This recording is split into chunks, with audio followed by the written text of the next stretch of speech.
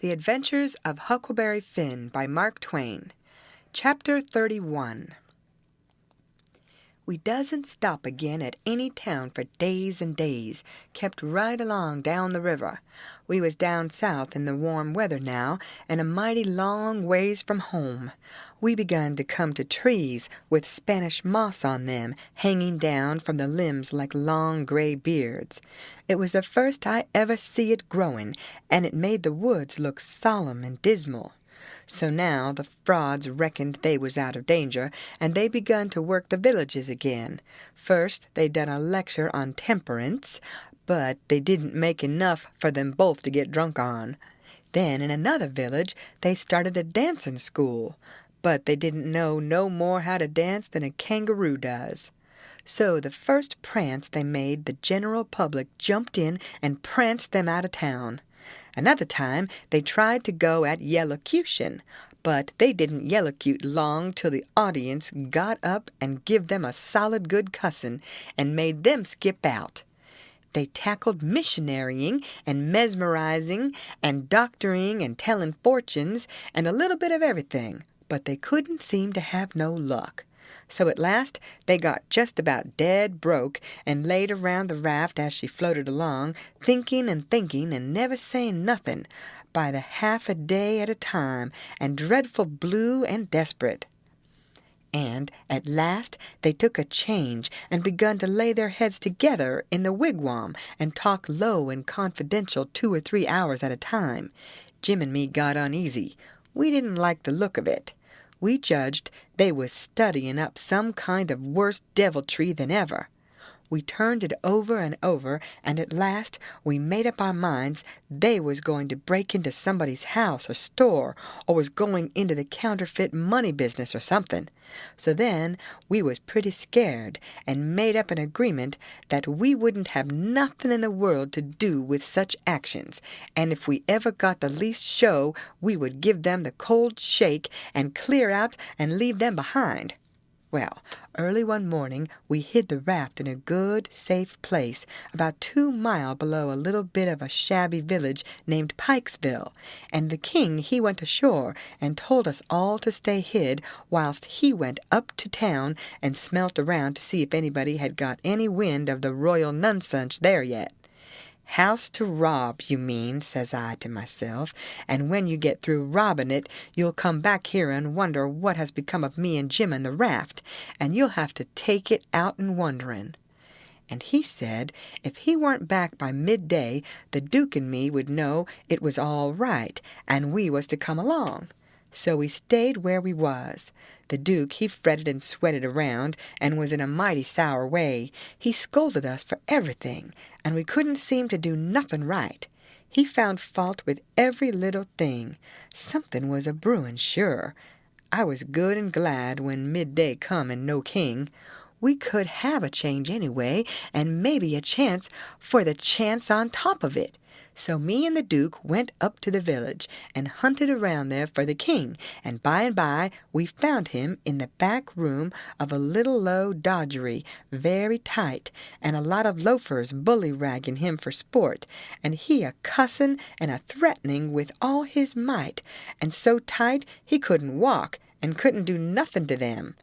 The Duke, he begun to abuse him for an old fool, and the king begun to sass back, and the minute they was fairly at it, I lit out and shook the reefs out of my hind legs and spun down the river road like a deer, for I see our chance, and I made up my mind that it would be a long day before they ever see me and Jim again. I got down there all out of breath, but loaded up with joy, and sung out, "Set her loose, Jim, we're all right now." But there weren't no answer, and nobody come out of the wigwam. Jim was gone. I set up a shout, and then another one, and run this way and that in the woods, whooping and screeching, but it weren't no use. Old Jim was gone.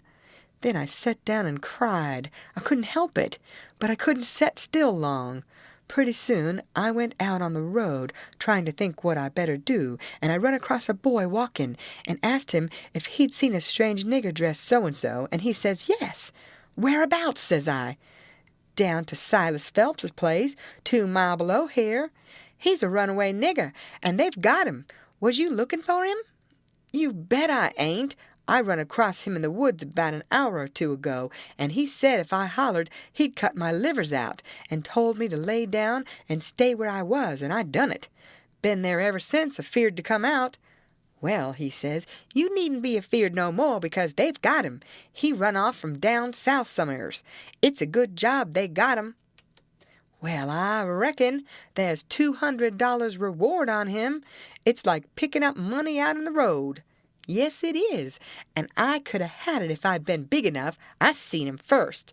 "Who nailed him?" "It was an old fellow, a stranger, and he sold out his chance in him for $40 because he's got to go up the river and can't wait. Think of that now. You bet I'd wait if it was 7 year. "That's me every time," says I, "but maybe his chance ain't worth no more than that. If he'll sell it so cheap, maybe there's something ain't straight about it." "But it is, though, straight as a string. I see the handbill myself. It tells all about him, to a dot, paints him like a picture, and tells the plantation he's from, below New Orleans. No sirree, Bob, they ain't no trouble about that speculation, you bet you. Say, give me a chaw of tobacco, won't you?" I didn't have none, so we left. I went to the raft and sat down in the wigwam to think, but I couldn't come to nothing. I thought till I wore my head sore, but I couldn't see no way out of the trouble. After all this long journey, and after all we'd done for them scoundrels, here it was all come to nothing. Everything all busted up and ruined, because they could have the heart to serve Jim such a trick as that, and make him a slave again all his life, and amongst strangers, too, for $40 dirty dollars. Once I said to myself it would be 1,000 times better for Jim to be a slave at home where his family was, as long as he'd got to be a slave, and so I'd better write a letter to Tom Sawyer and tell him to tell Miss Watson where he was. But I soon give up that notion for 2 things. She'd be mad and disgusted at his rascality and ungratefulness for leaving her, and so she'd sell him straight down the river again.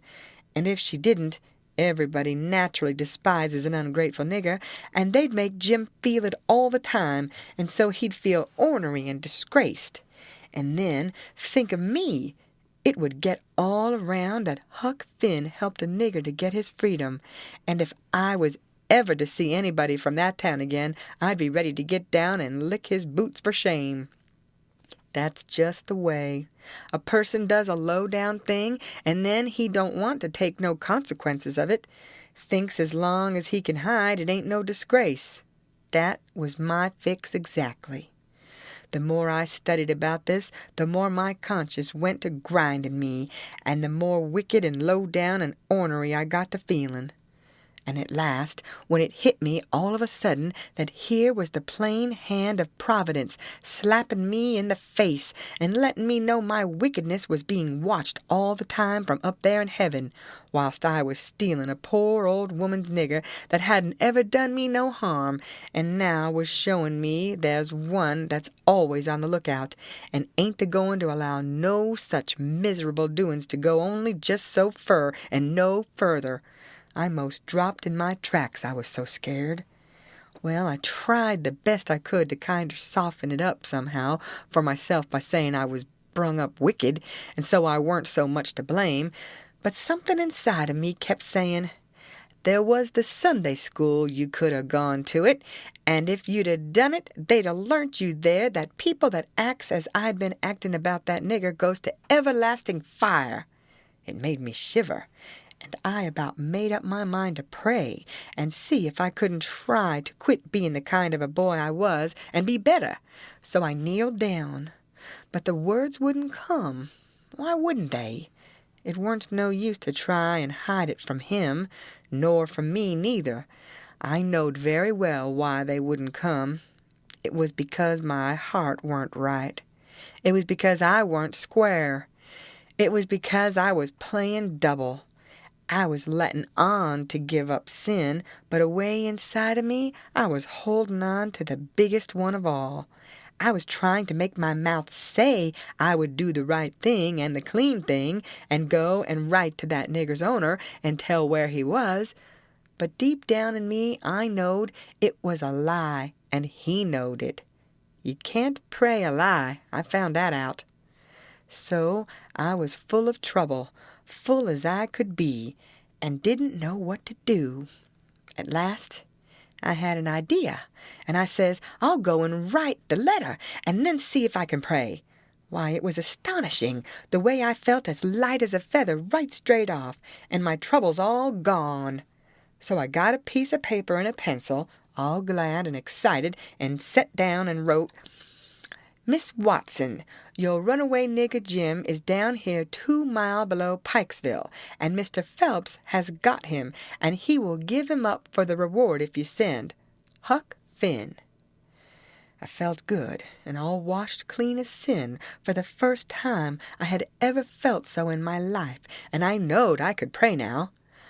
But I didn't do it straight off, but laid the paper down and set there thinking how good it was all this happened so, and how near I come to being lost and going to hell, and went on thinking, and got to thinking over our trip down the river, and I see Jim before me all the time, in the day and in the night time, sometimes moonlight, sometimes storms, and we a floating along, talking and singing and laughing. But somehow I couldn't seem to strike no places to harden me against him, but only the other kind. I'd see him standing my watch on top of his'n, 'stead of calling me, so I could go on sleeping, and see him how glad he was when I come back out of the fog, and when I come to him again in the swamp, up there where the feud was, and such like times, and would always call me honey, and pet me, and do everything he could think of for me, and how good he always was.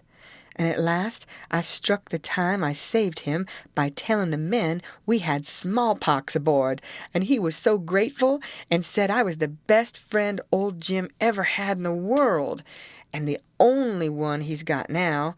And then I happened to look around and see that paper. It was a close place. I took it up and held it in my hand. I was a-trembling because I'd got to decide forever betwixt 2 things, and I knowed it.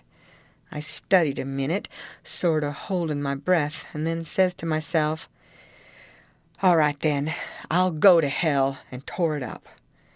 It was awful thoughts and awful words, but they was said, and I let them stay said, and never thought no more about reforming. I shoved the whole thing out of my head, and said I would take up wickedness again, which was in my line, being brung up to it, and the other warn't. And for a starter, I would go to work and steal Jim out of slavery again. And if I could think up anything worse, I would do that too, because as long as I was in, and in for good, I might as well go the whole hog. Then I set to thinking over how to get at it, and turned over some considerable many ways in my mind, and at last fixed up a plan that suited me. So then I took the bearings of a woody island that was down the river a piece, and as soon as it was fairly dark, I crept out with my raft and went for it, and hid it there, and then turned in. I slept the night through, and got up before it was light, and had my breakfast, and put on my store clothes, and tied up some others, and one thing or another in a bundle, and took the canoe and cleared for shore. I landed below where I judged was Phelps's place, and hid my bundle in the woods, and then filled up the canoe with water, and loaded rocks into her, and sunk her where I could find her again when I wanted her, about 1/4 of a mile below a little stream sawmill that was on the bank. Then I struck up the road, and when I passed the mill, I see a sign on it, Phelps's Sawmill. And when I come to the farmhouses, 200 or 300 yards further along, I kept my eyes peeled, but didn't see nobody around, though it was good daylight now. But I didn't mind, because I didn't want to see nobody just yet. I only wanted to get the lay of the land. According to my plan, I was going to turn up there from the village, not from below. So I just took a look and shoved along, straight for town. Well, the very first man I see when I got there was the Duke. He was sticking up a bill for the Royal Nonesuch 3-night performance like that other time. They had the cheek, them frauds. I was right on him before I could shirk. He looked astonished and says, "Hello, where'd you come from?" Then he says, kind of glad and eager, "Where's the raft? Got her in a good place?" I says, "Why, that's just what I was going to ask your grace." Then he didn't look so joyful and says, "What was your idea for asking me?" he says. "Well," I says, "when I see the king in that doggery yesterday, I says to myself, we can't get him home for hours till he's soberer. So I went a-loafing around town to put in the time and wait. A man up had offered me 10 cents to help him pull a skiff over the river and back to fetch a sheep, and so I went along. But when we was dragging him to the boat, and the man left me a holt of the rope and went behind him to shove him along, he was too strong for me and jerked loose and run, and we after him. We didn't have no dog, and so we had to chase him all over the country till we tired him out. We never got him till dark. Then we fetched him over, and I started down for the raft. When I got there and see it was gone, I says to myself, they've got into trouble and had to leave, and they've took my nigger, which is the only nigger I've got in the world, and now I'm in a strange country, and ain't got no property no more, nor nothing, and no way to make my living. So I set down and cried. I slept in the woods all night. But what did become of the raft then? And Jim, poor Jim? Blamed if I know, that is. What's become of the raft? That old fool had made a trade and got $40, and when we found him in the doggery, the loafers had matched $50 with him and got every cent but what he'd spent for whiskey. And when I got him home late last night and found the raft gone, we said, "That little rascal has stole our raft and shook us and run off down the river." I wouldn't shake my nigger, would I? The only nigger I had in the world, and the only property? We never thought of that. Fact is, I reckon we'd come to consider him our nigger. Yes, we did consider him so. Goodness knows we had trouble enough for him. So when we see the raft was gone, and we flat broke, there weren't anything for it but to try the Royal Nonesuch another shake. And I've pegged along ever since, dry as a powder horn. Where's that 10 cents? Give it here. I had considerable money, so I give him 10 cents, but begged him to spend it for something to eat, and give me some because it was all the money I had, and I hadn't had nothing to eat since yesterday. He never said nothing. The next minute he whirls on me and says, "Do you reckon that nigger would blow on us? We'd skin him if he done that." "How can he blow? Hain't he run off?" "No, that old fool sold him and never divided with me, and the money's gone." "Sold him?" I says, and begun to cry. "Why, he was my nigger, and that was my money. Where is he? I want my nigger." "Well, you can't get your nigger, that's all, so dry up your blubbering. Looky here, do you think you'd venture to blow on us?" "Blamed if I think I'd trust you. Why, if you was to blow on us—" He stopped, but I never see the Duke look so ugly out of his eyes before. I went on a-whimpering and says, "I don't want to blow on nobody, and I ain't got no time to blow nohow. I got to turn out and find my nigger." He looked kind of bothered, and stood there with his bills fluttering on his arm, thinking and wrinkling up his forehead. At last he says, "I'll tell you something. We got to be here 3 days. If you'll promise you won't blow, and won't let the nigger blow, I'll tell you where to find him." So I promised, and he says, "A farmer by the name of Silas and then he stopped. You see, he started to tell me the truth, but when he stopped that way and begun to study and think again, I reckoned he was changing his mind, and so he was. He wouldn't trust me. He wanted to make sure of having me out of the way the whole 3 days. So pretty soon he says, The man that bought him is named Abram Foster, Abram G. Foster, and he lives 40 miles back here in the country on the road to Lafayette. All right, I says, I can walk it in 3 days, and I'll start this very afternoon. No, you won't. You'll start now, and don't you lose any time about it neither, nor do any gabbling by the way. Just keep a tight tongue in your head and move right along, and then you won't get into trouble with us, d'you hear? That was the order I wanted, and that was the one I played for. I wanted to be left free to work my plans. So clear out, he says, and you can tell Mr. Foster whatever you want to. Maybe you can get him to believe that Jim is your nigger. Some idiots don't require documents. Leastways, I've heard there's such down south here. And when you tell him the handbill and the reward's bogus, maybe he'll believe you when you explain to him what the idea was for getting him out. Go along now, and tell him anything you want to, but mind you don't work your jaw any between here and there. So I left, and struck for the back country. I didn't look around, but I kind of felt like he was watching me. But I knowed I could tire him out at that.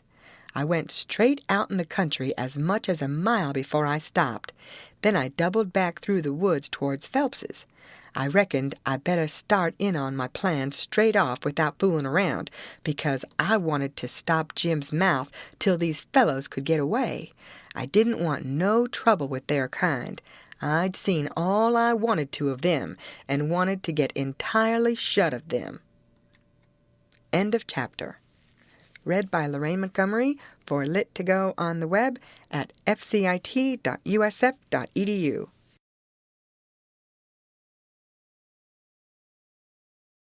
The Adventures of Huckleberry Finn by Mark Twain. Chapter 32. When I got there, it was all still and Sunday-like, and hot and sunshiny. The hands were gone to the fields, and there was them kind of faint dronings of bugs and flies in the air that makes it seem so lonesome and like everybody's dead and gone. And if a breeze fans along and quivers the leaves, it makes you feel mournful, because you feel like it's spirits whispering, spirits that's been dead ever so many years, and you always think they're talking about you. As a general thing, it makes a body wish he was dead too and done with it all. Phelps was one of these little one-horse cotton plantations, and they all look alike. A rail fence round a 2-acre yard, a stile made out of logs sawed off and up-ended in steps like barrels of a different length to climb over the fence with, and for the women to stand on when they are going to jump onto a horse. Some sickly grass patches in the big yard, but mostly it was bare and smooth, like an old hat with the nap rubbed off. Big double log house for the white folks, hewed logs with the chinks stopped up with mud or mortar, and these mud stripes been whitewashed some time or another, round log kitchen, with a big, broad, open but roofed passage joining it to the house, log smokehouse back of the kitchen, 3 little log nigger cabins in a row to the other side of the smokehouse, 1 little hut all by itself away down against the back fence, and some outbuildings down a piece the other side, ash hopper and big kettle to bile soap in by the little hut, bench by the kitchen door with bucket of water and a gourd, hound asleep there in the sun, more hounds asleep round about 3 shade trees away off in a corner, some currant bushes and gooseberry bushes in one place by the fence, outside of the fence a garden and a watermelon patch. Then the cotton fields begins, and after the fields the woods. I went around and clumb over the back stile by the ash hopper and started for the kitchen. When I got a little ways, I heard the dim hum of a spinning wheel wailing along up and sinking along down again. And then I knowed for certain I wished I was dead, for that is the lonesomest sound in the whole world. I went right along, not fixing up any particular plan, but just trusting to Providence to put the right words in my mouth when the time come. For I'd noticed that Providence always did put the right words in my mouth if I left it alone. When I got halfway, first one hound and then another got up and went for me, and of course I stopped and faced them and kept still. And such another powwow as they made! In a quarter of a minute I was a kind of a hub of a wheel, as you may say, spokes made out of dogs, circle of 15 of them packed together around me, with their necks and noses stretched up towards me, a barking and howling, and more a comin'. You could see them sailing over fences and around corners from everywheres. A nigger woman come tearing out of the kitchen with a rolling pin in her hand, singing out, "Begone, you Tige! You Spot! Begone, sah!" And she fetched first one and then another of them a clip and sent them howling, and then the rest followed. And the next second half of them come back, wagging their tails around me and making friends with me. There ain't no harm in a hound nohow. And behind the woman comes a little nigger girl and 2 little nigger boys without anything on but tow linen shirts, and they hung onto their mother's gown and peeped out from behind her at me, bashful, the way they always do. And here comes the white woman running from the house, about 45 or 50-year-old, bareheaded, and her spinning stick in her hand, and behind her comes her little white children, acting the same way the little niggers was going. She was smiling all over so she could hardly stand, and says, "It's you at last, ain't it?" I out with a yes'm before I thought. She grabbed me and hugged me tight, and then gripped me by both hands and shook, and the tears come in her eyes and run down over, and she couldn't seem to hug and shake enough, and kept saying, "You don't look as much like your mother as I reckoned you would, but law sakes, I don't care for that. I'm so glad to see you. Dear, dear, it does seem like I could eat you up. Children, it's your cousin Tom. Tell him howdy." But they ducked their heads and put their fingers in their mouths and hid behind her. So she run on, "Lizzie, hurry up and get him a hot breakfast right away. Or did you get your breakfast on the boat?" I said I had got it on the boat. So then she started for the house, leading me by the hand, and the children tagging after. When we got there, she set me down in a split-bottomed chair and set herself down on a little low stool in front of me, holding both of my hands, and says, "Now I can have a good look at you, and laws a me, I've been hungry for it a many and a many a time all these long years, and it's come at last. We been expecting you a couple of days and more. What kept you? Boat get aground?" "Yes'm, she—" "Don't say yes'm, say Aunt Sally." "Where'd she get aground?" I didn't rightly know what to say, because I didn't know whether the boat would be coming up the river or down. But I go a good deal on instinct, and my instinct said she would be coming up from down towards Orleans. That didn't help me much, though, for I didn't know the names of bars down that way. I see I'd got to invent a bar, or forget the name of the one we got aground on. Now I struck an idea and fetched it out. "It warn't the grounding. That didn't keep us back but a little. We blowed out a cylinder head." "Good gracious! Anybody hurt?" "No'm. Killed a nigger." "Well, it's lucky, because sometimes people do get hurt.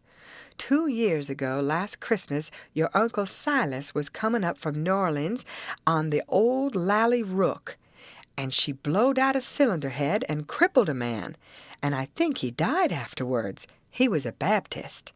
Your Uncle Silas knowed a family in Baton Rouge that knowed his people very well. Yes, I remember now, he did die. Mortification set in, and they had to amputate him. But it didn't save him. Yes, it was mortification, that was it. He turned blue all over and died in the hope of a glorious resurrection. They say he was a sight to look at. Your uncle's been up to the town every day to fetch you, and he's gone again, not more'n an hour ago. He'll be back any minute now. You must have met him on the road, didn't you? Oldish man with a— "No, I didn't see nobody, Aunt Sally." The boat landed just at daylight, and I left my baggage on the wharf boat and went looking around the town and out a piece in the country to put in the time and not get here too soon, and so I come down the back way." "Who'd you give the baggage to?" "Nobody." "Why, child, it'll be stole." "Not where I hid it, I reckon it won't," I says. "How'd you get your breakfast so early on the boat?" "It was kind of thin ice, but," I says, "the captain see me standing around and told me I better have something to eat before I went ashore, so he took me in the Texas to the officers' lunch and give me all I wanted." I was getting so uneasy I couldn't listen good. I had my mind on the children all the time. I wanted to get them out to one side and pump them a little and find out who I was. But I couldn't get no show. Mrs. Phelps kept it up and run on so. Pretty soon she made the cold chills streak all down my back because she says, "But here we're a-running on this way, and you hadn't told me a word about Sis nor any of them. Now I'll rest my works a little, and you start up yourn. Just tell me everything. Tell me all about 'em all, every one of 'em, and how they are, and what they're doing, and what they told you to tell me, and every last thing you can think of." Well, I see I was up a stump, and up it good. Providence had stood by me this fur all right, but I was hard and tight aground now. I see it weren't a bit of use to try to go ahead. I'd got to throw up my hand. So I says to myself, here's another place where I got to resk the truth. I opened my mouth to begin, but she grabbed me and hustled me in behind the bed and says, "Here he comes. Stick your head down lower. There, that'll do. You can't be seen now. Don't you let on you're here. I'll play a joke on him. Children, don't say a word." I see I was in a fix now, but it weren't no use to worry. There weren't nothing to do but just hold still and try and be ready to stand from under where the lightning struck. I had just one little glimpse of the old gentleman when he come in, then the bed hit him. Mrs. Phelps, she jumps for him and says, "Has he come?" "No," says her husband.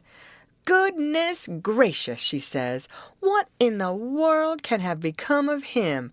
"I can't imagine," says the old gentleman, "and I must say it makes me dreadful uneasy." "Uneasy," she says, "I'm ready to go distracted. He must have come, and you've missed him along the road. I know it's so. Something tells me so." "Why, Sally, I couldn't miss him along the road. You know that." "But, oh, dear, dear, what will Sis say? He must have come. You must have missed him. Oh, don't distress me any more'n I'm already distressed. I don't know what in the world to make of it. I'm at my wit's end, and I don't mind acknowledging it. I'm right down scared. But there's no hope that he's come, for he couldn't come, and me miss him. Sally, it's terrible, just terrible. Something's happened to the boat, sure." "Why, Silas, look yonder, up the road. Ain't that somebody coming?" He sprung to the window at the head of the bed, and that give Mrs. Phelps the chance she wanted. She stooped down quick at the foot of the bed and give me a pull, and out I come, and when he turned back from the window, there she stood, a-beaming and a-smiling like a house afire, and I standing pretty meek and sweaty alongside. The old gentleman stared and says, "Why, who's that?" "Who do you reckon 'tis?" "I hain't no idea. Who is it?" "It's Tom Sawyer." By jings, I most slumped through the floor. But there weren't no time to swap knives. The old man grabbed me by the hand and shook, and kept on shaking. And all the time how the woman did dance around and laugh and cry, and then how they both did fire off questions about Sid and Mary and the rest of the tribe. But if they was joyful, it weren't nothing to what I was, for it was like being born again. I was so glad to find out who I was. Well, they froze to me for 2 hours, and at last, when my chin was so tired it couldn't hardly go any more, I had told them more about my family, I mean the Sawyer family, than ever happened to any 6 Sawyer families. And I explained all about how we blowed out a cylinder head at the mouth of White River, and it took us 3 days to fix it, which was all right, and worked first rate because they didn't know but what it would take 3 days to fix it. If I'd a called it a bolt head, it would have done just as well. Now I was feeling pretty comfortable all down one side and pretty uncomfortable all up the other. Being Tom Sawyer was easy and comfortable, and it stayed easy and comfortable till by and by I hear a steamboat coughing along down the river. Then I says to myself, suppose Tom Sawyer comes down on that boat, and suppose he steps in here any minute and sings out my name before I can throw him a wink to keep quiet. Well, I couldn't have it that way. It wouldn't do at all. I must go up the road and waylay him. So I told the folks I reckoned I would go up to the town and fetch down my baggage. The old gentleman was for going along with me, but I said no. I could drive the horse myself, and I'd rather he wouldn't take no trouble about me. End of chapter. Read by Lorraine Montgomery for Lit to Go on the web at fcit.usf.edu.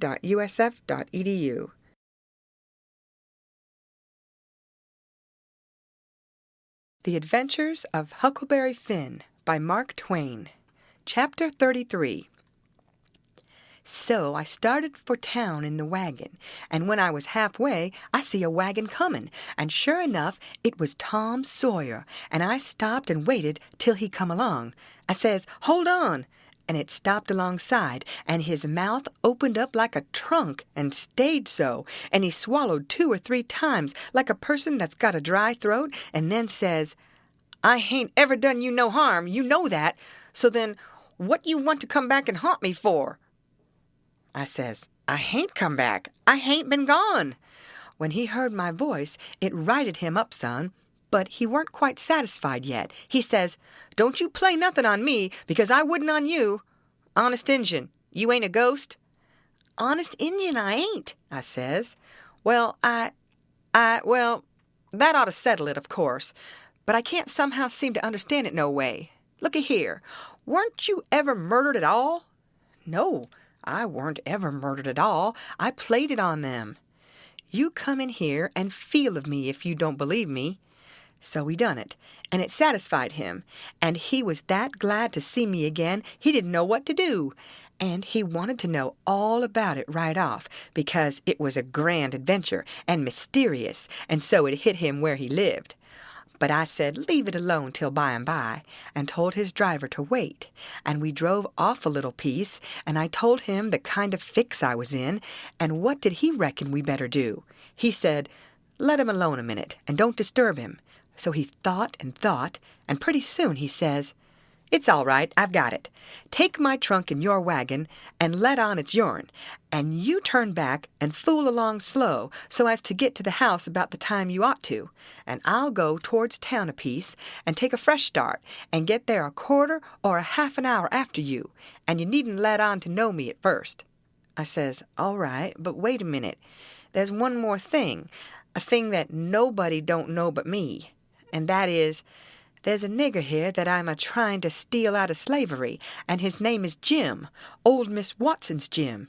He says, "What? Why, Jim is—" He stopped and went to studying. I says, "I know what you'll say. You'll say it's dirty, low-down business, but what if it is? I'm low-down, and I'm a-going to steal him, and I want you keep mum and not let on. Will you?" His eye lit up, and he says, "I'll help you steal 'em." Well, I let go all holts then, like I was shot. It was the most astonishing speech I ever heard, and I'm bound to say Tom Sawyer fell considerable in my estimation, only I couldn't believe it. Tom Sawyer a nigger stealer? "Oh, shucks," I says, "you're joking." "I ain't joking either." "Well, then," I says, "joking or no joking, if you hear anything said about a runaway nigger, don't forget to remember that you don't know nothing about him, and I don't know nothing about him." Then we took the trunk and put it in my wagon, and he drove off his way and I drove mine. But of course I forgot all about driving slow on accounts of being glad and full of thinking. So I got home a heap too quick for that length of a trip. The old gentleman was at the door, and he says, "Why, this is wonderful! Whoever would have thought it was in that mare to do it? I wished we'd a timed her. And she hain't sweated a hair, not a hair.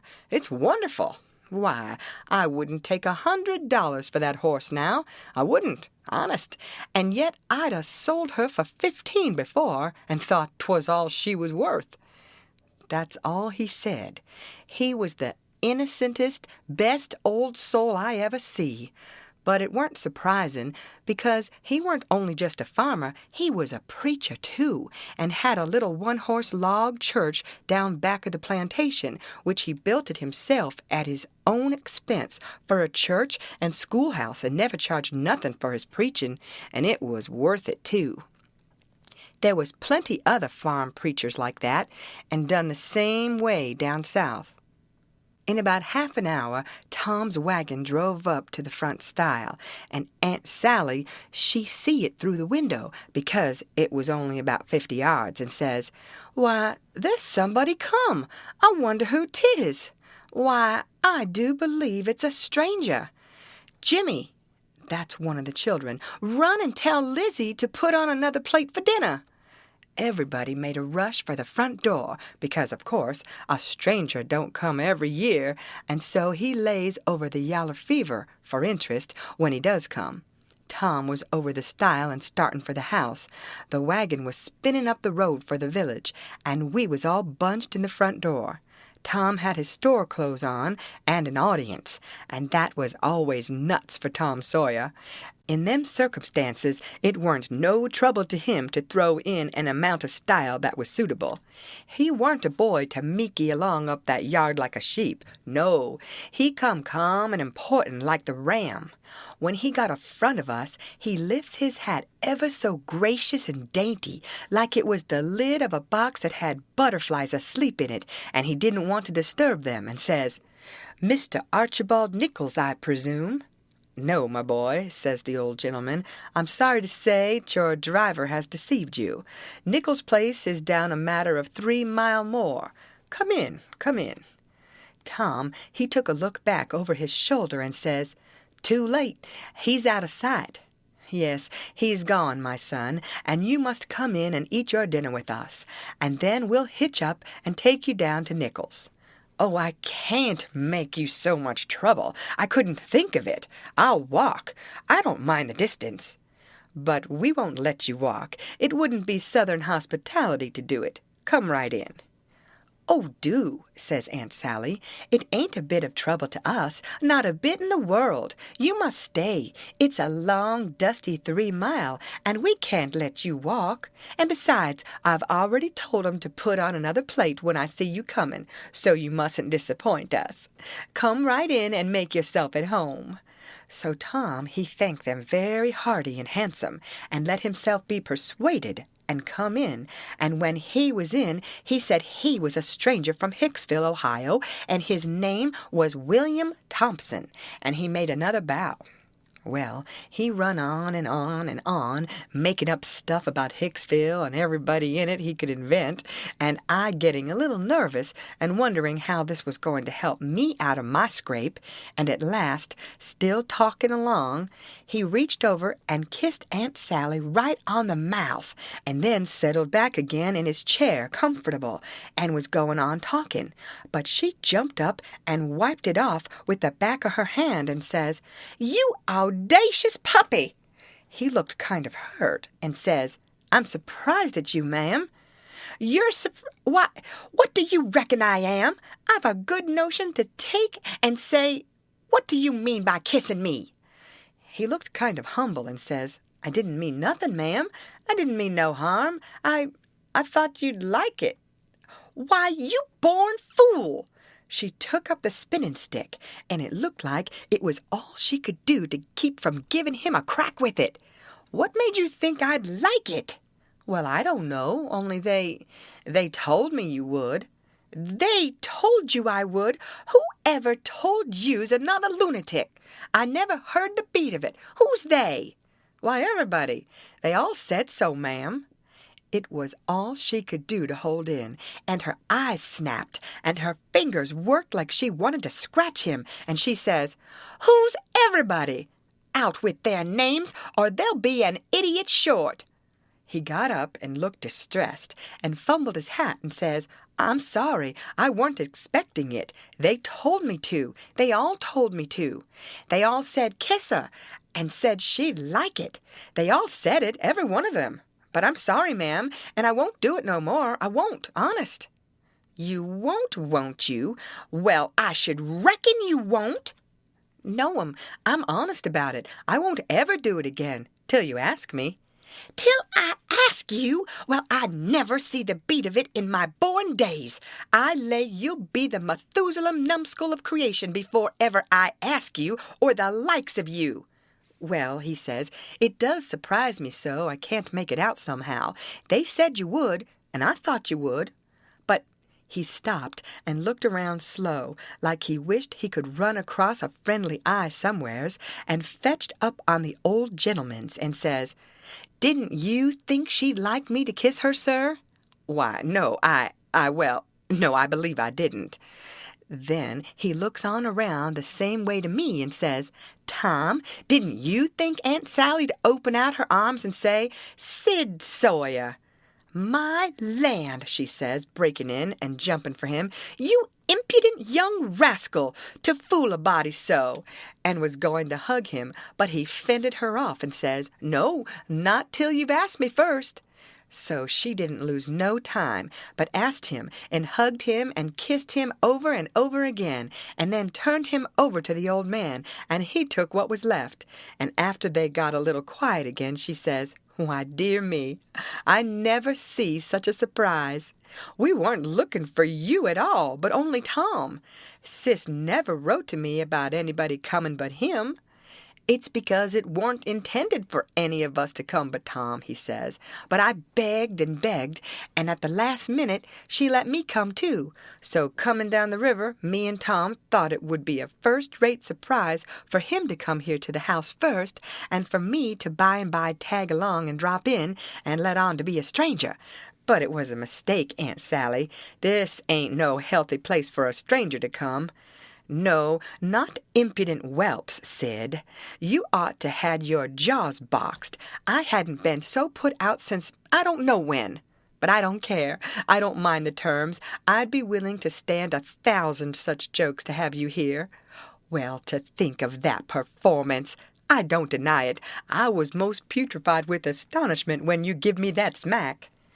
We had dinner out in that broad open passage betwixt the house and the kitchen, and there was things enough on that table for 7 families, and all hot, too.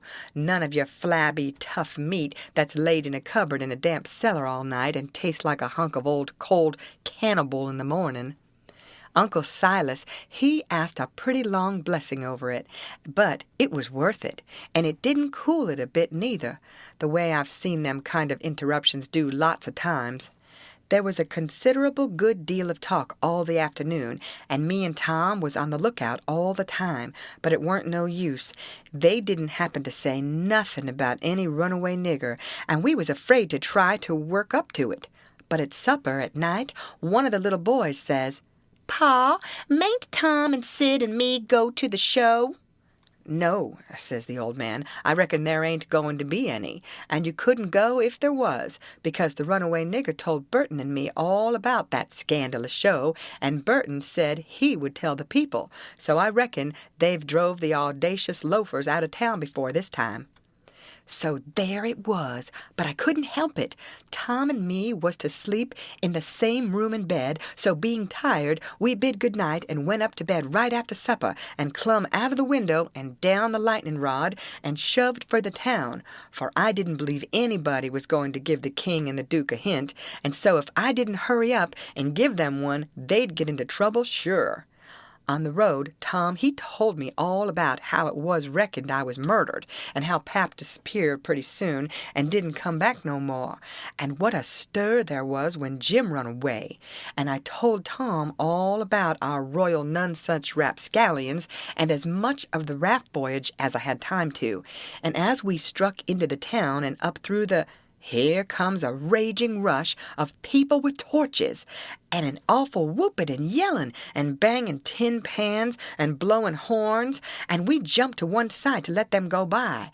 And as they went by, I see they had the king and the duke astraddle of a rail. That is, I knowed it was the king and the duke, though they was all over tar and feathers and didn't look like nothing in the world that was human, just looked like a couple of monstrous big soldier plumes. Well, it made me sick to see it, and I was sorry for them poor pitiful rascals. It seemed like I couldn't ever feel any hardness against them any more in the world. It was a dreadful thing to see. Human beings can be awful cruel to one another. We see we was too late, couldn't do no good. We asked some stragglers about it, and they said everybody went to the show looking very innocent, and laid low and kept dark till the poor old king was in the middle of his cavortings on the stage. Then somebody give a signal, and the house rose up and went for them. So we poked along back home, and I weren't feeling so brash as I was before, but kind of ornery and humble, and to blame somehow, though I hadn't done nothing. But that's always the way. It don't make no difference whether you do right or wrong. A person's conscience ain't got no sense, and just goes for 'em anyway. If I had a yaller dog that didn't know no more than a person's conscience does, I would pison him. It takes up more room than all the rest of a person's insides, and yet ain't no good nohow. Tom Sawyer, he says the same. End of chapter. Read by Lorraine Montgomery for Lit to Go on the web at fcit.usf.edu.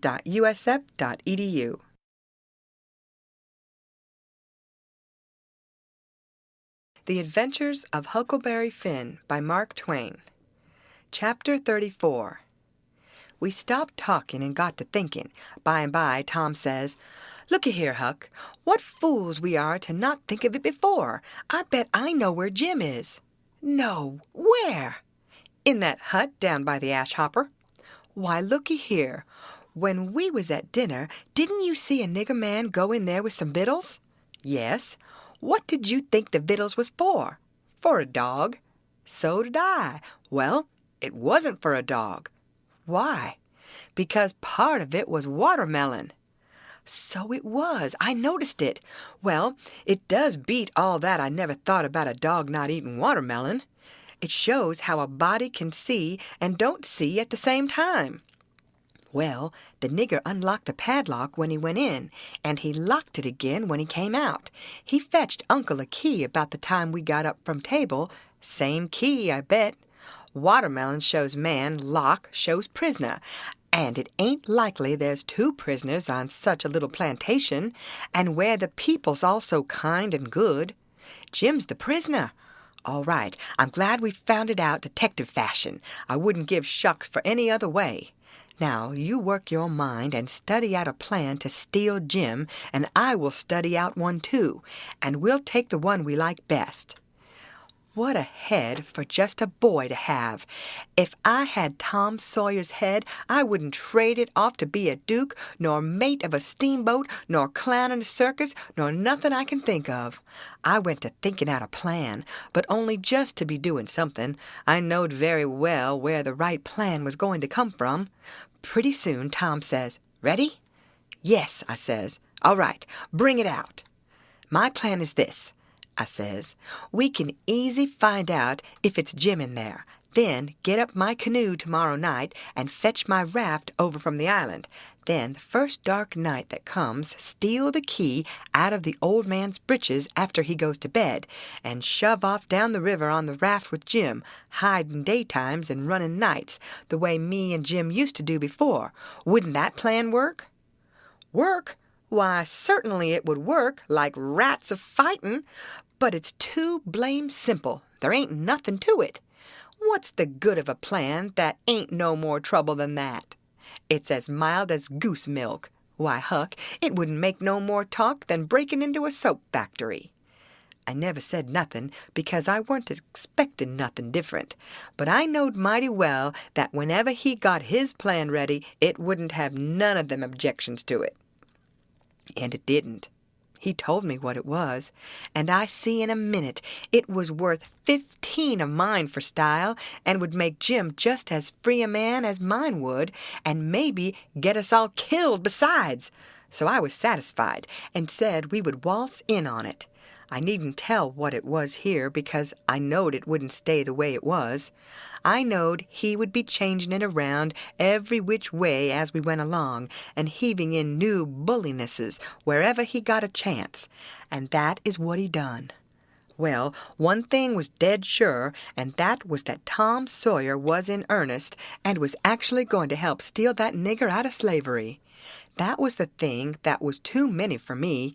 Here was a boy that was respectable and well brung up, and had a character to lose, and folks at home that had characters, and he was bright and not leather-headed, and knowing and not ignorant, and not mean but kind.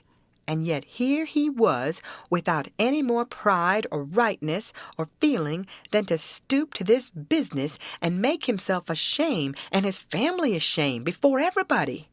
I couldn't understand it no way at all. It was outrageous, and I knowed I ought to just up and tell him so, and so be his true friend, and let him quit the thing right where he was and save himself. And I did start to tell him, but he shut me up and says, "Don't you reckon I know what I'm about? Don't I generally know what I'm about?" "Yes." "Didn't I say I was going to help steal the nigger?" "Yes." "Well, then." That's all he said, and that's all I said. It weren't no use to say any more, because when he said he'd do a thing, he always done it. But I couldn't make out how he was willing to go into this thing, so I just let it go and never bothered no more about it. If he was bound to have it so, I couldn't help it. When we got home, the house was all dark and still, so we went on down to the hut by the ash hopper for to examine it. We went through the yard so as to see what the hounds would do. They knowed us, and didn't make no more noise than country dogs is always doing when anything comes by in the night. When we got to the cabin, we took a look at the front and the two sides, and on the side I weren't acquainted with, which was the north side, we found a square window hole up tolerable high, with just one stout board nailed across it. I says, "Here's the ticket. This hole's big enough for Jim to get through if we wrench off the board." Tom says, "It's as simple as tit-tat-toe, 3 in a row, and as easy as playing hooky. I should hope we can find a way that's a little more complicated than that, Huck Finn." "Well, then," I says, "how'll it do to saw him out, the way I done before I was murdered that time?" "That's more like," he says. "It's real mysterious and troublesome and good," he says, "but I bet we can find a way that's twice as long. There ain't no hurry. Let's keep on looking around." Betwixt the hut and the fence on the back side was a lean-to that joined the hut at the eaves, and was made out of plank. It was as long as the hut, but narrow, only about 6 foot wide. The door to it was at the south end, and was padlocked. Tom, he went to the soap kettle and searched around, and fetched back the iron thing they lift the lid with. So he took it and prized out one of the staples.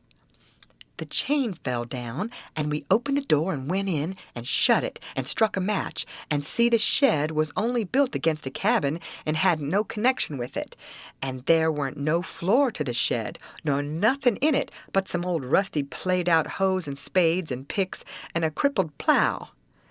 The match went out, and so did we, and shoved in the staple again, and the door was locked as good as ever. Tom was joyful. He says, "Now we're all right. We'll dig him out. It'll take about a week." Then we started for the house, and I went in the back door. You only have to pull a buckskin latch string. They don't fasten the doors, but that weren't romantical enough for Tom Sawyer. No way would do him, but he must climb up the lightning rod. But after he got up halfway about 3 times and missed fire and fell every time, and the last time most busted his brains out, he thought he'd got to give it up. But after he was rested, he allowed he would give her one more turn for luck, and this time he made the trip. In the morning, we was up at break o' day, and down to the nigger cabins to pet the dogs and make friends with the nigger that fed Jim, if it was Jim that was being fed. The niggers was just getting through breakfast and starting for the fields, and Jim's nigger was piling up a tin pan with bread and meat and things. And whilst the others was leaving, the key come from the house. This nigger had a good-natured, chuckle-headed face, and his wool was all tied up in little bunches with thread. That was to keep witches off. He said the witches was pestering him awful these nights and making him see all kinds of strange things and hear all kinds of strange words and noises, and he didn't believe he was ever witched so long before in his life. He got so worked up and got to running on so about his troubles, he forgot all about what he'd been a-going to do. So Tom says, "What's the victuals for? Going to feed the dogs?" The nigger kind of smiled around gradually over his face, like when you heave a brickbat in a mud puddle, and he says, "Yes, Mars Sid, a dog. Curious dog, too. Does you want to go and look at him?" "Yes." I hunched Tom and whispers, "You going right here in the daybreak? That weren't the plan." "No, it weren't, but it's the plan now." So drat him, we went along, but I didn't like it much. When we got in, we couldn't hardly see anything. It was so dark. But Jim was there, sure enough, and could see us, and he sings out, "Why, Huck, and good land, ain't that Mr. Tom?" I just knowed how it would be. I just expected it. I didn't know nothing to do, and if I had, I couldn't have done it, because that nigger busted in and says, "Why, de gracious sakes, did he know you gentlemen?" We could see pretty well now. Tom, he looked at the nigger, steady and kind of wondering, and says, "Does who know us?" "Why, dis yere runaway nigger." "I don't reckon he does. But what put that into your head?" "What put it, Dyer? Didn't he just dis minute sing out like he knowed you?" Tom says in a puzzled-up kind of way. "Well, that's mighty curious. Who sung out? When did he sing out? What did he sing out?" And turns to me, perfectly calm, and says, "Did you hear anybody sing out?" Of course, there weren't nothing to be said but the one thing, so I says, "Nope, I ain't heard nobody say nothing." Then he turns to Jim and looks him over like he never see him before, and says, "Did you sing out?" "No, sir," says Jim. "I hain't said nothing, sir." "Not a word?" "No, sir, I hain't said a word." "Did you ever see us before?" "No, sir, not as I knows on." So Tom turns to the nigger, which was looking wild and distressed, and says, kind of severe, "What do you reckon's the matter with you anyway? What made you think somebody sung out?" "Oh, it's the dad blame witches, sir, and I wisht I was dead, I do. Dey's allers at it, sir, and dey do most kill me. Dey scares me so. Please, too, don't tell nobody about it, sir, or old Mars Silas, he'll scold me, case he say dey ain't no witches. I just wish to goodness he was here now. Den what would he say? I just bet he couldn't find no way to get around it dis time. But it's allers just so. People dat sot stay sot. Dey won't look into nothing and find it out for deyselves, and when you find it out and tell 'em about it, dey don't believe you." Tom give him a dime and said we wouldn't tell nobody, and told him to buy some more thread to tie up his wool with, and then looks at Jim and says, "I wonder if Uncle Silas is going to hang this nigger. If I was to catch a nigger that was ungrateful enough to run away, I wouldn't give him up, I'd hang him." And whilst the nigger stepped to the door to look at the dime and bite it to see if it was good, he whispers to Jim and says, "Don't ever let on to know us, and if you hear any digging going on nights, it's us. We're going to set you free." Jim only had time to grab us by the hand and squeeze it. Then the nigger come back, and we said we'd come again some time if the nigger wanted us to, and he said he would, more particular if it was dark, because the witches went for him mostly in the dark, and it was good to have folks around then. End of chapter. Read by Lorraine Montgomery for Lit to Go on the web at fcit.usf.edu.